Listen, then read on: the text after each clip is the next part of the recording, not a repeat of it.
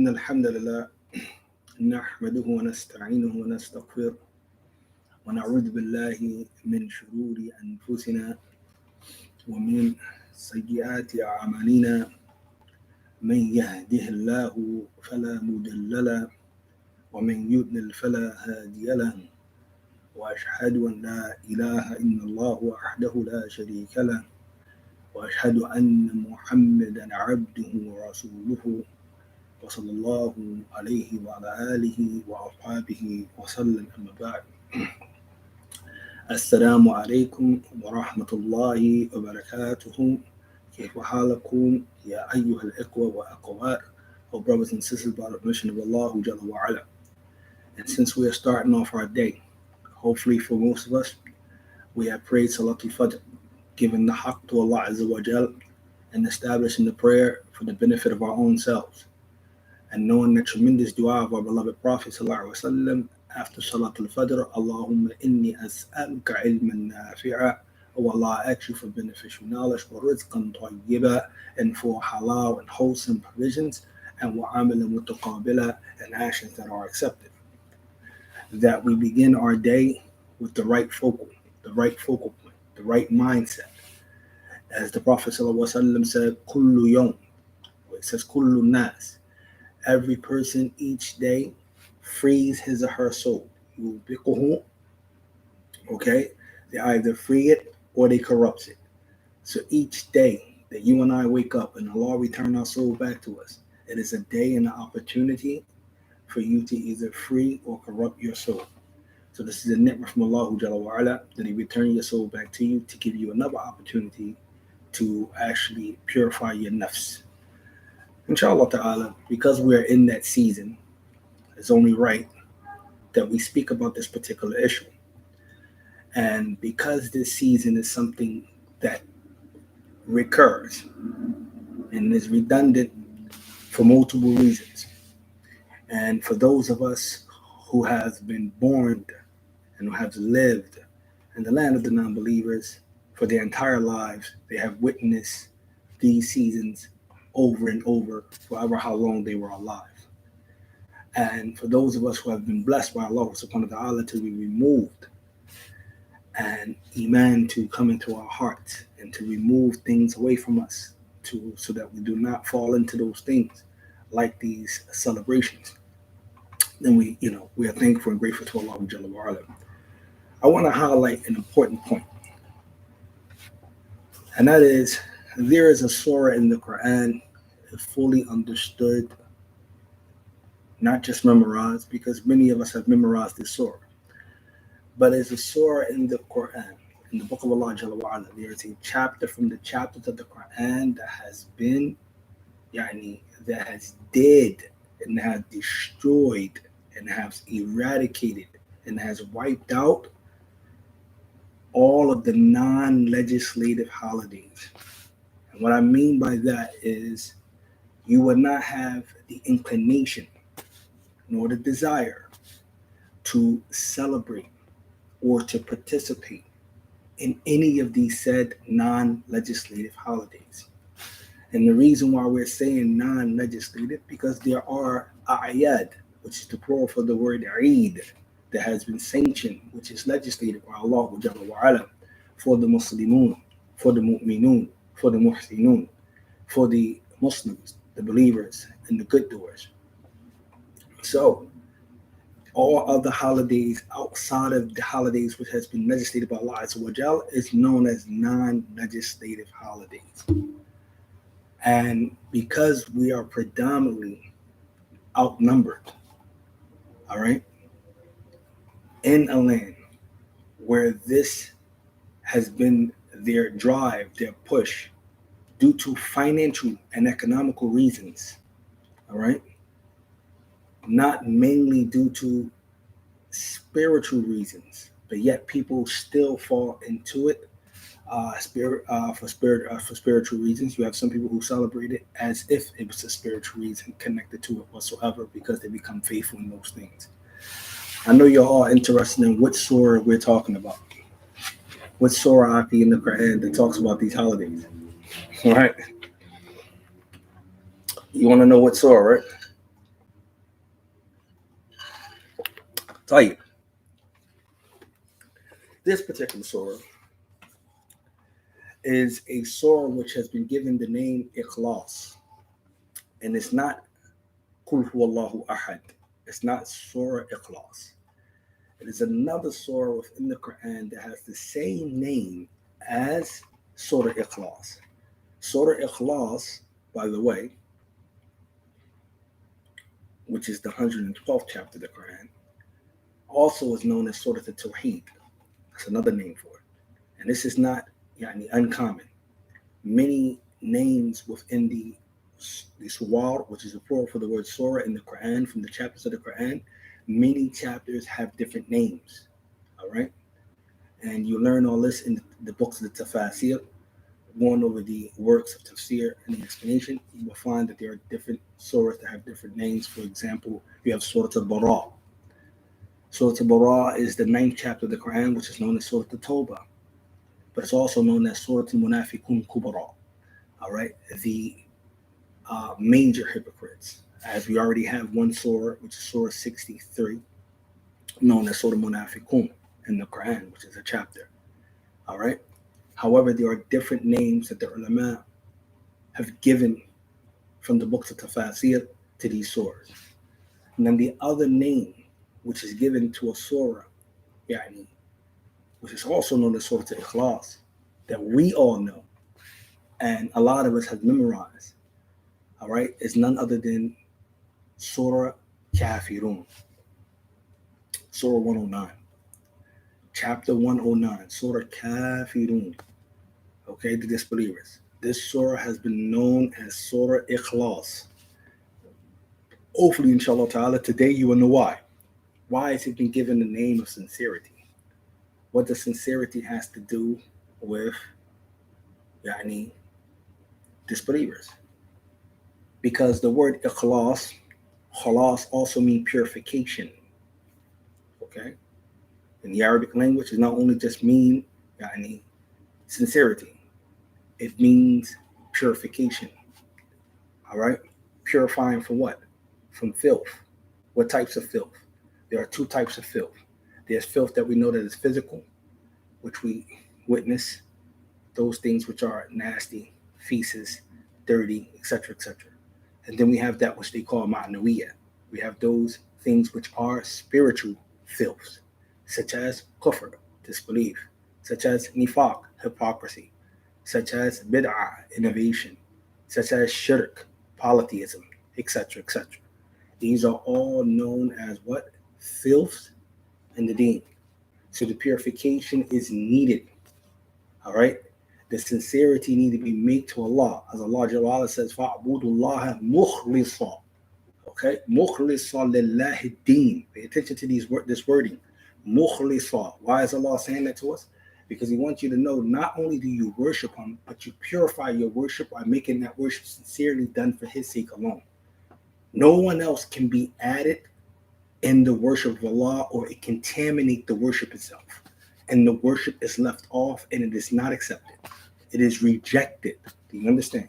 No one can be included. That's not Muhammad sallallahu alayhi wa sallam ibn Abdullah ibn Abdul Muttalib. That is not Muhammad. The Prophet sallallahu cannot be associated at all within the ibadah, the worship that is directly to Allah Azza wa Jalla. No prophet from any among the prophets, no angels from any of among the angels, no one from any among Bani Adam can be connected whatsoever or associated whatsoever in the worship of Allah Azza wa Jalla. Tayyib, this must become clear. So why is this surah so important? It is the understanding of this surah that is so important. And we're going to take a look, inshallah ta'ala, this morning into the meaning briefly from Sheikh Muhammad bin Salih al-Uthaymeen, rahmatullah ta'ala alayh, giving us a reason why this will abolish any inclination whatsoever or desire to celebrate any non-legislated holiday. All right? I want you to pay attention. This surah is so potent. It only has 5 verses. All right? The Basmalah is not considered to be one of these verses. Saying the Bismillah ar-Rahman ar-Rahim. However, it is said but it is not one of its verses. It's considered 5 verses. Are you? Allah Jalla wa Ala starts off by telling Muhammad to make a declaration. All right, sort of like when we see in Bara'atum min Allahi wa right, Rasulihi, right? Allah Jalla wa Ala makes a bara, in Surah At-Tawbah. Here we see Allah subhanahu wa ta'ala telling Muhammad to make a declaration. Qul, say.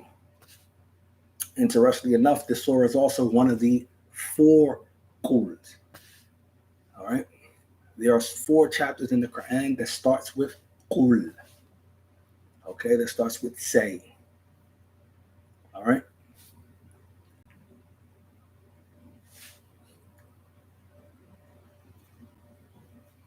If you want to get technical, it's 5. However, we did a book on that. You will look at Surah Al-Jinn will be in the 5th one because it actually starts with qul. Wallahu a'lam. Type. So, qul, he says, Ya ayyuhal kafirun. One of the former nidas, the address during the time of the Prophet ﷺ, and it might still be practiced even amongst the Arabs today, is that when they want to speak to the people, they will speak and make an address. I call it address. They will make this address, and they will say, "Oh Nas, oh people, oh my people, oh this," and this is the way they would talk to one another. So Allah Jalla wa Ala told Muhammad ﷺ to say, Ya ayyuhal kafirun, to all those who have kufr, to all those who disbelieve. And what do he mean here about disbelief? We're going to say, La a'budu ma ta'budun. This is important. I do not worship that which you worship. I do not worship that which you worship. You might say, that's simple, akhi. We go to the masjid. We don't go to the churches. We don't wear crosses. We don't worship the cross. That's simple, akhi. But it's not. It's not just that simple. Because ibadah is so comprehensive that if you don't understand the ta'arif, the definition of ibadah and the ulama, all right, you're going to have a problem. Because as Ibn Taymiyyah famously said about ibadah, he said that it's what? It's all that Allah loves and is pleased with, inwardly and outwardly. So if Allah loves that thing and He is pleased with that thing, then it's ibadah. Do you understand? So when an individual say, okay, ibadah is not just worshiping a cross, it's just not worshiping an idol, that's not ibadah alone. It's not restricted to that. Okay? Following someone, and this is where it gets tricky. Okay? And things which has not been legislated by Allah Azza wa Jal falls under a type of ibadah. Henceforth, when you have the hadith, all right, mentioning about the hadith of Abdullah when he mentioned Abdul Salam used to be a formal Jew, and the Prophet ﷺ mentioned this in Surah At-Tawbah. He mentioned how a comment on the verse where Allah Jalla mentioned that the priests and the rabbis, they have made things which were impermissible become permissible, and that things which were permissible become impermissible. And by doing that, they have committed, they have taken themselves as lords. They have contended with Allah's rububiyyah, because the only one who has the right to say something is permissible or impermissible is Allah Jalla wa'ala alone. So by doing that, they have committed a certain type A, and this is shirk, and a certain type A what? Which by stepping into that domain, okay, continuing with Allah's rububiyyah by doing certain things like that. So it's important that we understand anything which isn't legislated by Allah Jalla wa'ala Himself, no matter who's doing it, we have to be careful not to imitate or emulate or follow them in that, because in doing so, that will be committing some form of shirk. Do you understand? As the Prophet ﷺ mentioned, that they have committed shirk. And Abdullah said, no, they didn't commit. They didn't worship them. He said, yes. Did they not obey them? And that which is impermissible when they said it was this or that. So the Prophet ﷺ explained this. And they call it shirkul ta'ah. They call it shirkul ta'ah. The polytheism of what? Of obedience. Okay, so this is extremely important to understand. So it's not about all worshiping idols or having a cross or different things or a statue or so forth. No. It is important that we Muslims understand this particular surah, because we will never have this problem again. in regards to celebrating anything which is non-legislative. Do you understand that? To worship anything other than that which is to worship to follow anything rather, to follow anything that's non-legislative, this is a grave, grave error. So he mentions وَلَا أَنْتُمْ عَابِدُونَ مَا أَعْبُدُ. Okay, nor would you worship that which I worship. Okay, وَلَا أَنَا عَابِدٌ مَا عَبَدْتُمْ. And nor would I become a worship of that which you worship, a worship of that which you worship. وَلَا أَنْتُمْ عَابِدُونَ. And he repeats it again, nor would you worship that which I worship. لَكُمْ دِينُكُمْ وَلِيَ دِينِ. To you be your deen. Which you get another meaning of deen. Deen have three main meanings. All right? Deen has three main meanings, and it don't just mean sibgha, religion, which people makes a big mistake. All right? Translating deen so loosely as religion is a big mistake. It don't give us the full meaning. Okay? It doesn't give us the full meaning. Okay? طيب. Shaykh Uthaymeen rahmatullah ta'ala alayh, he says about the surah, mentioning the virtue of this particular surah here. He says what we said in the beginning. This surah also has been given the name Ikhlas, and we explained why it's been given that. In the surah Al-Ikhlas, he says, "Qul ya ayyuhal kafirun wa qul huwallahu ahad." And we know from the practice of the Prophet ﷺ that he used to recite this in the Sunnah of Fajr, and the Sunnah of Maghrib, and in the 2 rakat units of prayers around for the tawaf, and around the Kaaba. He says, "Lamma tadammannahu tamannat." He says, لما تضمنته من الإخلاص لله عز وجل وثناء عليه بصفات كاملة في السورة تقول هو الله أحد. He said, due to what it comprises in both of these surahs, due to what they comprises from ikhlas unto Allah Azza wa Jal and the praises upon him with his complete and perfect attributes, like in Qul huwa Allahu ahad. But here, yunadihim yu'lin lahum bin nida. So here Allah Jalla wa Ala is telling the Prophet to make a proclamation, to make a formal address to the non-believers. So I shouldn't have to say this, but I'm going to say this. What's not being understood here, and what should be understood, is that whatever the Prophet ﷺ has been commanded in the Qur'an, then the believers must also commanded with that thing, unless Allah Jalla wa Ala specifically made it for the Prophet ﷺ alone. All right. So just like the Prophet ﷺ has been commanded to say, "O you who disbelieve," then the believers also should feel the same way in regards to this. Ya ayyuhal kafirun, O you who disbelieve. You cannot be the same, period. There have to be a tafriq. This is labud. All right? It's necessity that there have to be there have to be some distinguishing between you and those who disbelieve in Allah. It has to be. It cannot be the same. Do you understand? It cannot be the same. And this is why you get those narrations where the Prophet ﷺ mentioned about not having the same campfires so closely together, not imitating the kuffar, etc., the non-believers, not doing this, etc. This is why you get those many ahadiths where the Prophet ﷺ tells us clearly how to actually maneuver and to behave and to interact with those who don't believe. There have to be a clear distinction and separation, which many of the American Muslims, for some reason or another, do not fully comprehend. So when it comes to this issue here, they makes a major misstep. And the proof in this is that you have Muslims today, American Muslims, running around with non-disbelieving friends, as they call them, or best friends, as they call them, or besties, as they call them, or BFF, you understand, as they call them. And these individuals do not understand that this is impermissible. Not that it's wrong or it's aib. No, it's impermissible. لا يتخذ المؤمنون كافرين أولياء من دون المؤمنين. Allah made that clear. It's not permissible. He said, do not. لا يتخذ. Here he used the la, what they call the la of nahi, the prohibited law, that they do not, the believers do not take the non-believers awli as yani other than the believers. So you understand that. This is important to understand. Okay?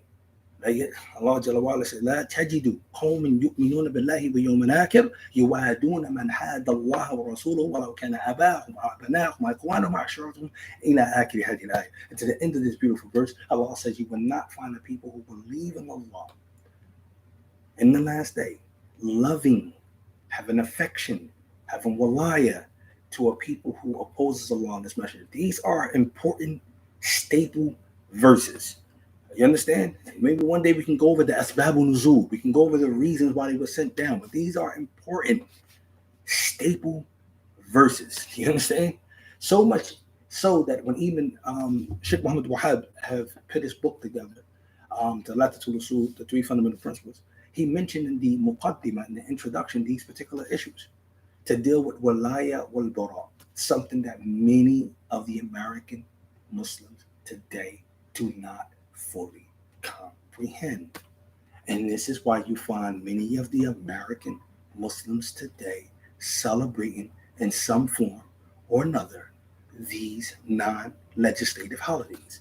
And this is why you find them lenient, and this is why you find them every year telling you not to bully on the people, not to speak ill of the people, or remind them with the ahadiths, or remind them with the ayats, or remind them of the deen of not participating in these holidays. And you see it all over their social media. And this is why you find them so lenient in this issue, in this regard, because they fully do not comprehend. Do you understand? And they don't understand. And this is why it's important. When you become Muslim, there's a transformation that must take place. It normally starts inwardly before it starts outwardly. We have it backwards. We normally start outwardly before we start inwardly. So we don't really understand exactly what we signed up for. And if you don't understand what you signed up for, that's a problem. Because Allah already told you, do not follow nothing you have no knowledge of. Do you understand? So you was already been warned on that. And you don't fully understand what you signed up on. The companions understood the assignment. They understood it well. So much so that when the battlefield came and the battle lines was drawn, Abu Bakr saw his father on the battlefield and he was committed to fighting his father. His father saw him after the battle and said, I was avoiding you. He said, have I came across you? We'd have been fighting. But what brought him to this point? It was the eternal workings. It was the eternal purifications. It was that love that he had for Allah Azza wa Jalla and His Messenger. It was the understanding these golden principles, quiet, all right? That these individuals who oppose Allah and His Messenger, even if they be your fathers, that's the verse I quoted earlier, even if they be your fathers, there is a separation that is there. Ya ayyuhalladhina amanu la tattakidhu awliya. Allah says, do you believe? Do not take the awliya from your abba, from your fathers or your ikhwanukum, those who yuhibbul kufr, those who prefer disbelief over that of iman. Do you understand that? Staple verses for some reason that go right past our head. So not understanding this surah, this declaration, basically what it's saying. All right. Oh, you who disbelieve. If you can't word it right, then know that this surah, this is what you're basically saying. So when you recite this surah, right, and you don't really understand what you're saying, what you're basically saying is that, oh, you who disbelieve, you worship something totally different than what I worship. Your style, your manner, your way, all of that included, that you associate others with Allah, I want no parts of it. I am free from that, and you are free from me. There is no way that our worship resembles or even is similar in any fashion, shape, fashion, or form. There's no way that's there. That's the declaration. This is that line that's being drawn. This is literally what you're saying. This is literally what you're saying. Shaykh al-Tamim continues. He says, and he brings this point right here. He says, the point I'm talking about, he brings it. He said that this includes every disbeliever, the same whether they be from the Mushrikeen, they be from the Jews, or they be from the Christians. If they be from the communists, or any other than them. كل كافر يجب تناديه بقلبك أو بلسانك إن كان حاضرا. He says that it's incumbent, he mentioned here, that it is required, necessitate that you call out and that you address. This address goes out to all of them, and it's done with your heart or with your tongue if they are present. لِتَتَبَرَّأَ مِنْهُ وَمِنْ إِبَادَتِهِ, that you make a declaration to free yourself from him and that which he worshipped. Do you not get this? This is clear. Do you not get this? So for you to make an excuse, brother, it's for the kids. We're celebrating the holiday. It's for the kids. Or brother, I work with the kuffar. I don't want them to see us as barbaric, or that we're being closed off or standoffish, or that we don't have any sympathy. So what is wrong with me giving them a customary greeting on their celebrations? Everything is wrong with that, Aki, because you don't understand this surah. How can you contradict the surah? You said, Qul ya ayyuhal kafirun. You're making that declaration. And wallahi, if the surah is read to a non-believer, they will understand it better than you. They understand the separation. They understand it very clear. You the only one that doesn't. Sheikh Nasruddin al-Albani, rahmatullah ta'ala alayh, he mentions this beautiful point where he says, the Quraysh, from the polytheists, the mushrikeen, they understood La ilaha illallah yani better than the present day Muslims. And he said this while he was alive, Sheikh Nasruddin al-Albani, right? And I believe he passed in the 90s, late 90s, all right? That they understood the La ilaha illallah, the coldest statement of Tawheed, better than many of the Muslims today. Because we don't understand that there's a separation. Everyone is separating themselves, whether you believe it or not. But your iman dictates certain separations. It doesn't mean you got to be rude. It doesn't mean you got to behave in a ill-mannered way. It doesn't mean that you can't engage in certain practices or do certain things. What it means is that you make it strictly clear, if it's not legislated by Allah nor his messenger, then I cannot partake, participate, or even emulate or imitate in no shape, fashion, or form. No, thank you. No, thank you. And this becomes clear. And once your heart understands this, and this is why the Shaykh mentioned inwardly, that you address them يعني بقلبك, with your heart or with your tongue if they are present. Right? He says, so the sentence in this surah has been repeated. Why is Allah Jalla wa'ala repeating this sentence? So for those who know a general rule, there's no verse in the Qur'an that is repeated يعني just haphazardly. There's always a reason for the repetition of the Qur'an. So no one can say that Allah Jalla wa'ala's speech is frivolous and it doesn't have any meaning. So this is what's at. I'm just summarizing what he's already going to cover. Yani when he talks about that issue about the verses being repeated. Right?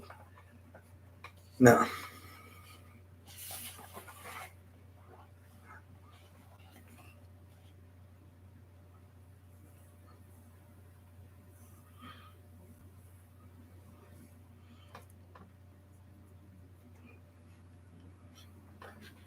so the Shaykh goes here and he mentions something really beautiful. He says, Yani, what is meant here is that I do not worship, I do not worship those whom they worship. And when he talk about they worship, he meaning the asnam, the idols that they take as aliyah, as deities. And nor do you worship that which I worship, meaning Allah Azza wa Jal. The ma here, he's giving us a little bit of Arabic lesson here. The ma that comes in this surah that we say, whether we understand Arabic or not, it means something. It's normally used for what they call a ismu mawsul.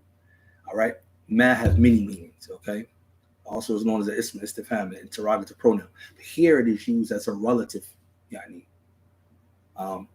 ism mawsul. Okay, the demonstrative pronoun here. Alladhi. It comes with the meaning of alladhi. Okay, not the meaning of what. All right, it's not a question here. Okay, it comes, or nor is it a negation, but it comes with the meaning of alladhi, which makes it more clear. So he's saying here, إِذَا أَهَدَ إِلَى اللَّهِ, if the ism mawsul is referring back to Allah Jalla wa'ala, فَإِنْهُ يَأْتِي بِلَفْظِ man, okay, then it will be, what will be used instead of ma will be men, because men normally used for things that have intellect, like human beings, etc. Okay, I mean, men will be normally used like that for things with intellect. Ma will be used for things what they call gairu aql, that doesn't have intellect. Okay, he says, يعني أنا لا أعبد أصنامكم وأنتم لا تعبدون الله. It's basically saying I do not worship your idols. in the things that you call deity, nor do you worship Allah Azza wa Jalla. وَلَا أَنَا عَابِدٌ مَا عَبَدتُمْ وَلَا أَنْتُمْ عَابِدُونَ مَا أَعْبُدُ قَدْ يَظُنُّ الظَّانُ. He says some people think that this statement here is being repeated is for emphasis. He said this is not the case. He says because the construction here is different. لَا أَعْبُدُ مَا تَعْبُدُونَ. This is dealing with a fi'l, a verb, an action. وَلَا أَنَا عَابِدٌ مَا عَبَدتُمْ. عَابِدٌ, عَابِدُونَ is a noun. Okay? وَتَوْكِيدْ لَابُدْ أَن تَكُونَ الْجُمْلَةَ الثَّانِيَةَ كَالْأُولَى. So if it was emphasis, it have to resemble and follow the same construction of the first sentence. If it was emphasis, all right. If it was emphasis, it must follow the same. It wouldn't be different. Okay. So here we're talking about an action, then you're talking about a noun. So the Shaykh says that automatically shows us that because the construction is different, it can't be the same. Like some of the ulama, what they said about this, the statement "La a'budu ma ta'budun," I do not worship that which you worship, meaning now. Okay, present tense. All right. وَلَا أَنَا عَابِدُ مَا عَبَدتُمْ, meaning in the future. And nor would you worship that, but I worship meaning in the future. فَصَارَ, therefore, the sentence, I do not worship that which you worship, meaning now, in my present condition. And nor would I worship that which you worship, meaning in the future. لِأَنَّ فِعْلَ الْمُضَارِ يَدُلُّ عَلَى حَالٍ. All right? He says,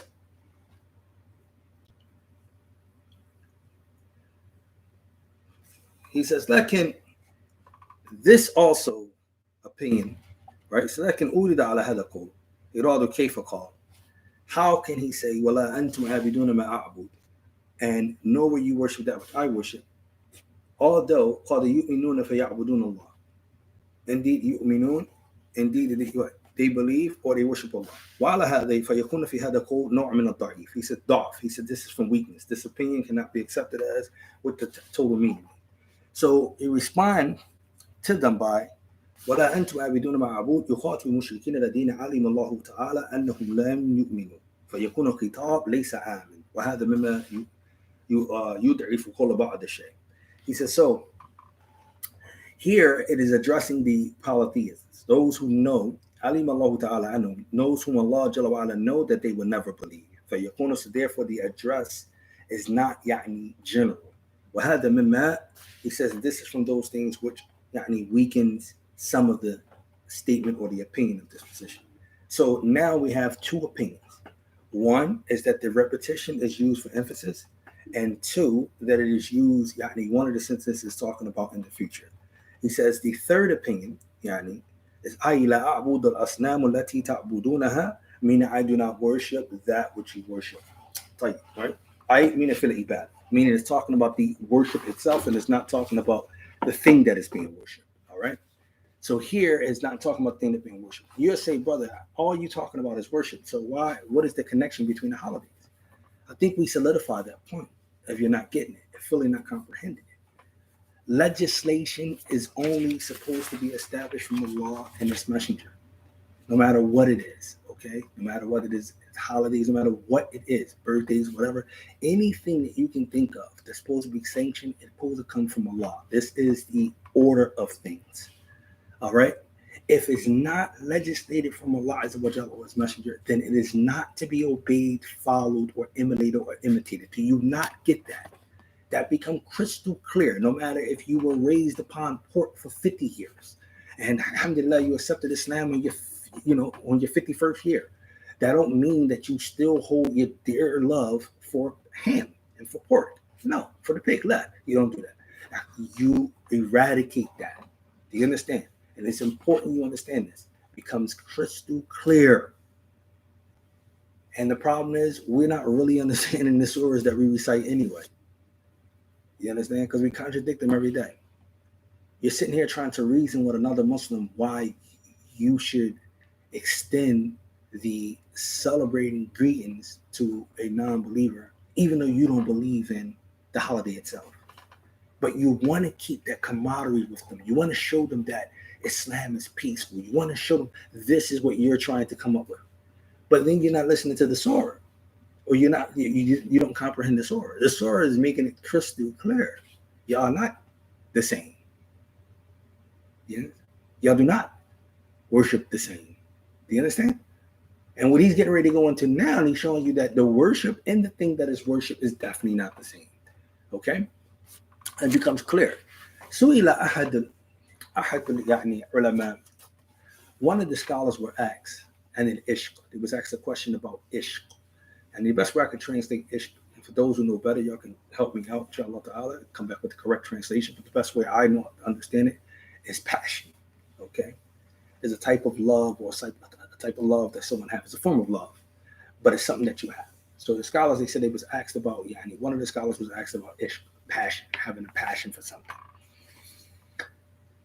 And his response was, it is قلوب غفلت عن ذكر الله.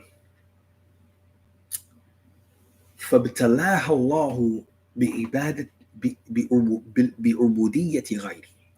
He said that ishq here, how he understood the way he explained it was that it is the heart being preoccupied from the remembrance of Allah. Their hearts are being distracted and they are heedless from the remembrance of Allah. That's one. So Allah has tried them and tested them with having servitude, ubudiyah, worship, than other than Him. Now let's connect all of this and make this make sense in our time, right? So that we can take home the gem and how it connects. If a person isn't worshiping Allah, then that is from Allah Jalla wa'ala decree, and Allah didn't guide that person. So it's by default that person's heart is heedless of the remembrance of Allah. It's by default. Do you understand? There's no way that a person can be worshiping Allah and their heart is distracted from Allah. Do you understand? So it's telling you clearly, okay, that if you're preoccupied with worshiping or serving anything other than Allah Azza wa Jalla, then you, in that case, you have been what? Tried and tested from Allah Azza wa Jalla. And this is what we need to really understand. Do you understand? So you need to be questioning yourself. Why are you lenient towards the non-legislative holidays? You need to question yourself, not the other Muslim that is reminding you. You need to be questioning yourself. What is it about you and what you do not understand? Because is Allah subhanahu wa ta'ala trying you and testing you and giving you the understanding because you're being preoccupied with anything that is worship other than Him? Do you understand? And the believer, especially the servant, Sheikh Muhammad Wahab got another book where he explains about the actions of the servant. And that one of the things that the action of the servant is that they love the commands of Allah. Do you understand that? There's a verse in Surah Al-Muhammad where Allah talks about the non-believers having a disdain or dislike or hatred for the commandments of Allah.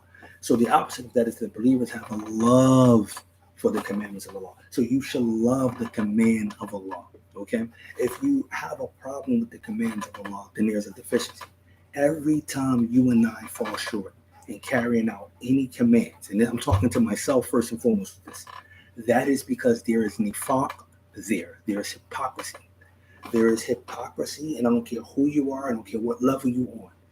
Every time you fall short in carrying out any commands of Allah Jalla wa'ala, it is because of some hypocrisy on your behalf. Do you understand? And this is why we have to become clear. We are hypocritical in certain instances. Hopefully, inshallah ta'ala, we're not hypocritical. And the major thing that will expel us from the religion, and that is the belief. All right? They call that the nifaq al-i'tiqadi, that is known as the hypocrisy of belief, meaning when you inwardly disbelieve, but you outwardly manifest that you believe. May Allah not test us with that. But the nifaq al-amali, all of us have a piece of that. And that is when an individual he does an action that contradicts that of Allah and His Messenger, and this is called hypocrisy in action. And each one of us are subjected to this. Some more than others, some less than others. But no, when you fall short in the commands of Allah, it is because it's hypocrisy on your behalf while you're doing that. Do you understand? And it make it come clear. So you're being very hypocritical whenever you stand up there and you try to be lenient or justify why you should be taking a passive role towards the non-legislated holidays. These holidays have meanings behind them. And even though the people that push them from the government is more economical than most, it still have a spiritual connotation to it. It still have some things which are shirky that still are engulfed in them, and it still has things that which isn't right. And what I'm not saying, which I should be saying to you, everything that is legislated by Allah Jalla wa Ala is known to be wholesome, tayyib, and good. Everything which is not legislated by Allah Jalla wa Ala is known to be what? It's known to be what? It's known to be what? Non-wholesome. It's known not to be good. Do you understand? So you can't say, I see this thing which is not legislated from Allah Jalla wa Ala, and I see it to be something, some khair, there's some good. You know, we have Halloween, let the kids go out, do trick-or-treating. They want to go play. They want to go do this. Blah. There is a hypocrisy, okay? Nifaq. All right?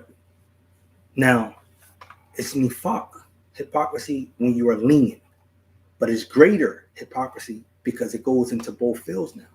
Because if you try to rationalize and justify their celebration, then that's nifaq in belief, because you have an issue with Allah sanctioning that, Allah sanctioning and not commanding us to follow that particular thing. Do you understand? And the Muslims today, they're going to celebrate their birthdays. And they are celebrating their birthdays. And they're going to argue with you if you try to come across them, and they're going to try to point out your flaws, and they're going to try to point out all of these different things, and they're going to try to justify. And that's because they are being hypocritical to their covenant. You understand? You're being very hypocritical to a covenant. You're telling me you're celebrating a birthday that only happened once. You ain't born every year. You're celebrating something which Allah Jalla wa Ala, if there's any good in it, don't you think Allah Jalla wa Ala would have sanctioned it? So you know better than Allah. Because this is basically what you're telling me. You're telling me Allah got it wrong. He don't know. He got it wrong.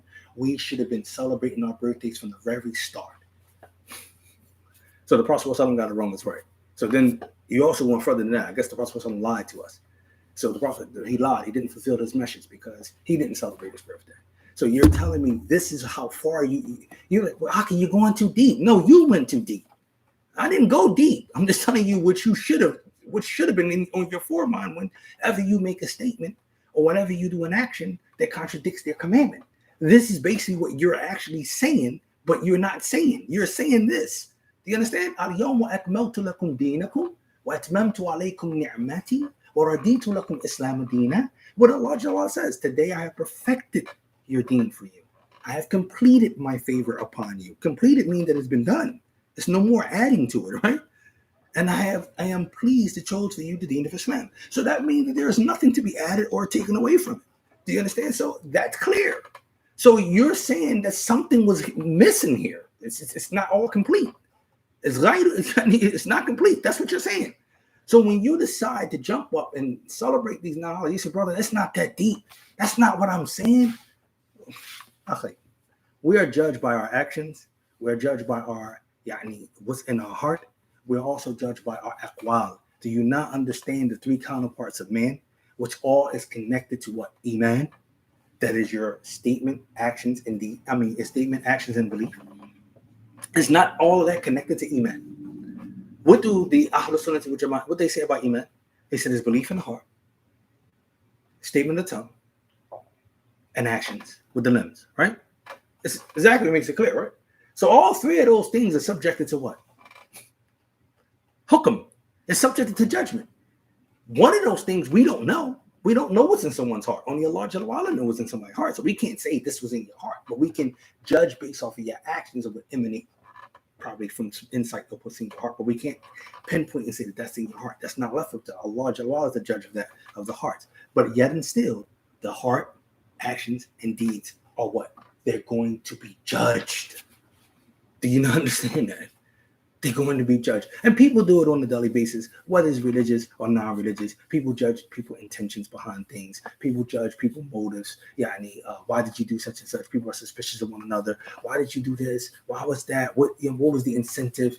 You did this because you were being spiteful. You did this because you're doing that. That's something inwardly, because how would you know what's in that person's heart? But you're going off the feel. You're going off the reading of the body language. You're going off of everything you probably experienced with certain things. Yeah, it had to be some malice with this. It had to be some this with that. So everyone does it, whether it's religiously or non-religiously, they do it. But the problem that we have to realize that you signed up for something totally different when you said, Ashhadu an la ilaha illallah anna Muhammad Rasulullah. You have signed up to not be like the non-believers whatsoever. That the non-believers are not your friends, confident, Gaddafi. I mean, you know what I'm trying to say. Someone who you confide in. Nor are your best mates. You signed up for that. This is what you're signing up for, and that's what this whole surah is about. Making that declaration. That's why I want to end it here because he says pretty much what I'm saying at the end. He brings the statement of I believe Sheikh Osama Taymiyyah. He says here. He says basically what it means is in worship. He says, "Laysat ibadati ka ibadatikum." Meaning, my worship is not like your worship, nor is your worship like my worship. فَيَكُونَ هَذَا نَفْيًا لِلْفِعْلِ. He said, for this case, if that's understood, then what's being negated here is the action and not the thing that is being worshipped. Okay. He says, however, what's negating the act of worship, the worship, meaning I do not worship just like you worship, nor do you worship anything just like nor does your worship, nor do you worship that like I worship. Because my worship is sincerely done for Allah Jalla wa Ala. And he says, and your worship is steeped with shirk, polytheism. He says the fourth opinion is that which is chosen by Sheikh Osama Taymiyyah, and that what is understood. He's talking about the verses that are being repeated oftenly within the surah. So I don't want nobody to miss the theme. These opinions that he's laying out is what they're trying to explain. Is it done for emphasis? Is it done for meaning one is in the future, one is talking about now? That's what it's talking about, right? So he says, Sheikh Osama Taymiyyah, he says, he says, what the first opinion, the first statement in this sentence, it agrees with that, meaning in acceptance. It's talking about acceptance. Meaning that وَلَنْ أَقْبَلَ غَيْرَ عِبَادَتِي, meaning I will never accept that other than my worship. وَلَنْ أَقْبَلَ عِبَادَتَكُمْ, and nor would I accept your worship. وَأَنْتُمْ كَذَلِكَ, and you likewise, لَنْ تَقْبَلُ, you will never accept mine. فَتَكُونُ الْجُمْلَةُ أَوْلَى عَائِدَةِ إِلَى فِعْلِهِ. He says, so for that means the first sentence, it refers back to the action. The second sentence goes back to the acceptance and the pleasure. Meaning, لَا أَعْبُدُ وَلَا أَرْضَاهُ, meaning I don't worship it, nor as I'm pleased with it. I'm not pleased with it. Like, and you likewise, you don't worship Allah, nor is you pleased to worship Him. You're not pleased to worship Allah. No. So he says the second statement. He said, and this statement, Sheikh Tamim says, if a person was to reflect on it and really truly ponder on it, he would see that this opinion is really actually good. And from here we take that the Noble Qur'an does not contain anything in it that is done haphazardly, and I already mentioned it early, summarizing it. And then at the end, he ended beautifully by saying what? Lakum dinakum waliya din. Meaning, when you say this, to you be your way and to me be mine. Alladhi antum alayhi wa tadinuna bi wali dini. Fa ana bari'un min dinikum wa antum bari'un min dini. All right, this is very important. This is very important before we end this. This is extremely important. Remember we said earlier that deen is not restricted to the meaning of religion. All right, you must have to really understand this, because Allah subhanahu wa ta'ala is not even using it in the context of just sibqa. It's not restricted to just a set of rituals. Some people think it's not a set of things because y'all make tawaf, or y'all make hajj, y'all do certain different things, or y'all pray. It's not restricted to that. The deen is conclusive and comprehensive. It's an entire way of living. It is a practice that is consistent. Do you not understand? This is one of the meanings. Okay, deen can mean debt. Okay, deen can mean recompense. It can mean debt, and it also here, as we talk about, it's an entire way of you practicing. So when an individual, when Allah is telling, when Allah is saying in this surah to us, Sheikh Uthaymeen just mentioned here, when he's telling the non-believers, to you be your way, to you be your worship, your style, your way that you think, that you see, which is not sanctioned by Allah Jalla wa Ala. Lakum dinukum, and that's your deen. So that's your deen. This is why you have to understand it. When Allah talks about the things that they worship that wasn't legislated from Allah, why do you think He worded the way that He words it? Yani, that it wasn't sent down by Allah. Names that you and your forefathers invented. This is what Allah said. Names that you and your forefather invented. Y'all made that up. You made your deen up. Okay? That's your deen. Do you understand? That's the way that you decided that you were going to do what you're going to do. So when it comes to that, we do not, under no circumstances, follow, imitate anything that you guys are doing in the way of deen. Do you understand? So I am free from your deen. And that should be the golden understanding from every Muslim. But unfortunately, it is not.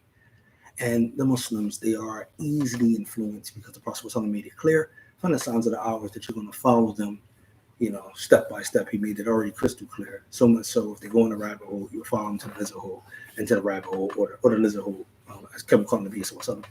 Or if they have sex with their mother, all of these narrations, are supported and authentic. That you see people imitating, emulating the non-believers. Okay? You see people doing this on a constant basis. And how much more so an example of that when it comes to these holidays.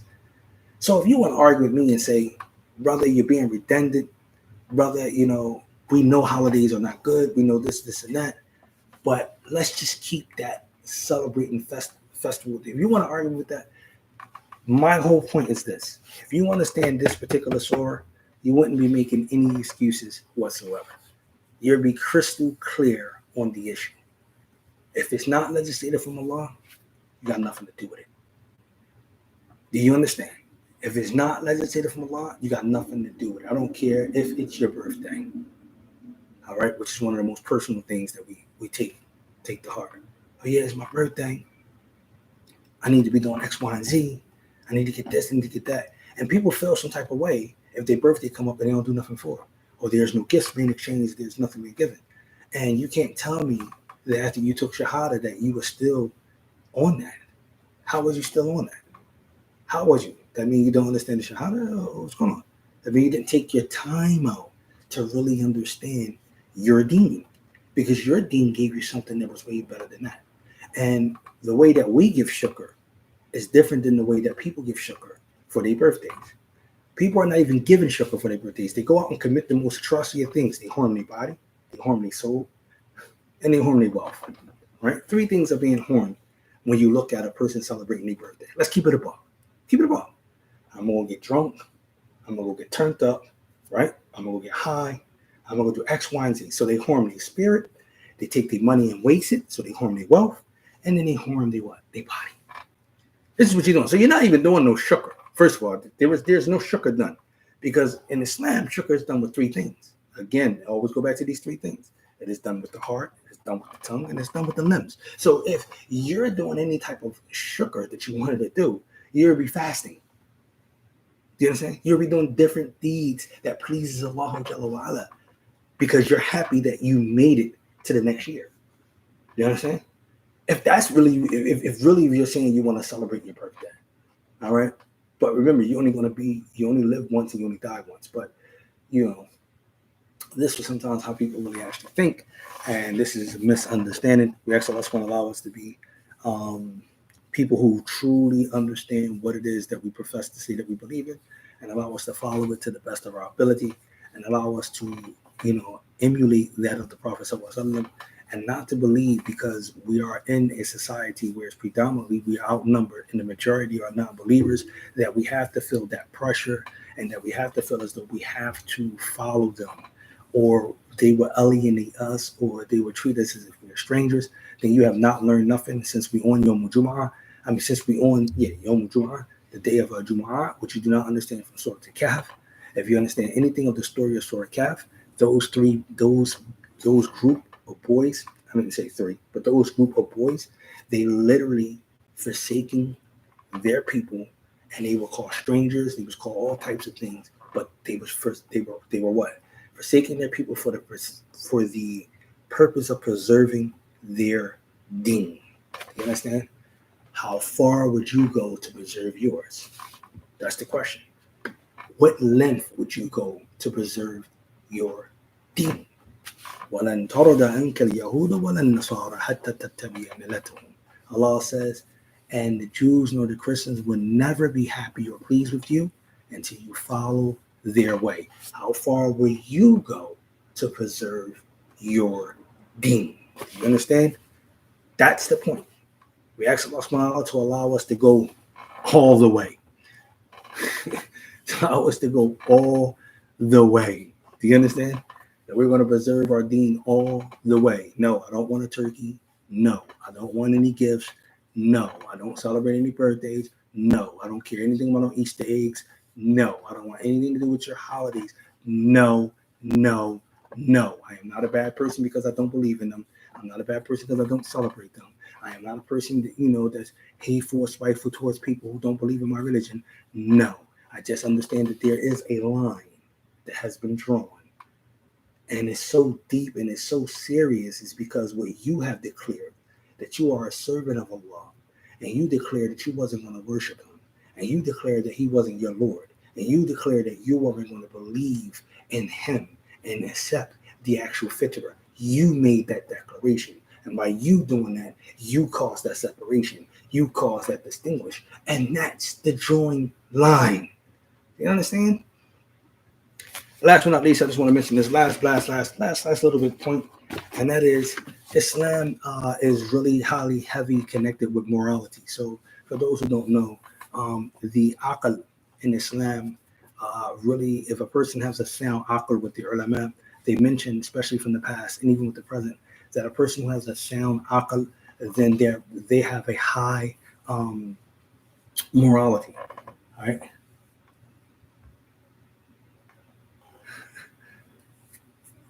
No, alhamdulillah, best, inshallah. Do you understand what I'm saying? That the aql and morality, if a person have a sound aql, no, not we're talking about high IQ here, but if a person have a sound aql, then their moral compass is going to be heightened. They're going to be people of morality. If you find a person who says they are intellectual, but they are immoral, then there's a contradiction. Do you understand? In Islam, this is how it is laid out for us. Because if you are right-minded, if you listen to the surahs, if you reread the verses, and you understand the arguments that the prophets were saying, like Lut to his people, if you were right-minded, why is he saying this? Then morally, you wouldn't be doing that immoral act. If you were right-minded, meaning if you were Rashid, if you were sound aql, if you understood, you would not be doing that immoral act. But you must not be right-minded. You must not have sound intellect because you are doing that immoral act. Do you get it now? So we have to understand that whenever we find ourselves behaving in an immoral way, then we have to realize that we are betraying our aql, and we don't have the right to say that we are intelligent beings, or we are being intelligent. The Prophet made that clear. When you fornicate, when you commit adultery, that he says about adultery and fornication, he says for the iman of the believer, it hovers. He's not a believer at that time. When you drink, when you smoke, when you do all those different things, you're not a believer at that time. Meaning that the iman is hovering, because your iman would dictate that you didn't do those actions. We got to be truthful to ourselves. Many of us is going to have some sins that we're going to go to Allah with, that we're not going to leave off. We're going to meet Allah with those sins. All right? There are many of us going to meet Allah with those sins, but we got to be honest with ourselves. Keep it a buck with you first and foremost. You know your downfalls, you know your pitfalls, you know your mistakes. Keep it a buck with yourself. All right? Whatever we said that was incorrect in the translation today is definitely for myself. And the shaitan, whatever said is correct from Allah. Thank you all for tuning in. Inshallah ta'ala, if we can, tomorrow we'll probably do another benefit. Won't be a series. I'm trying to work on something. Inshallah ta'ala, I have an idea of doing a little series, inshallah ta'ala, on the statement of Umar ibn Khattab, radiallahu ta'ala anhu, where he says, لو كان الفقر رجل لقتلته. He says, have poverty been a man, I would have slaughtered him, or I would have murdered him. If poverty had been a man, I would have slaughtered or murdered him. I want to do something on that. I really want to do a nice little thing from a book I put together on the actual statement.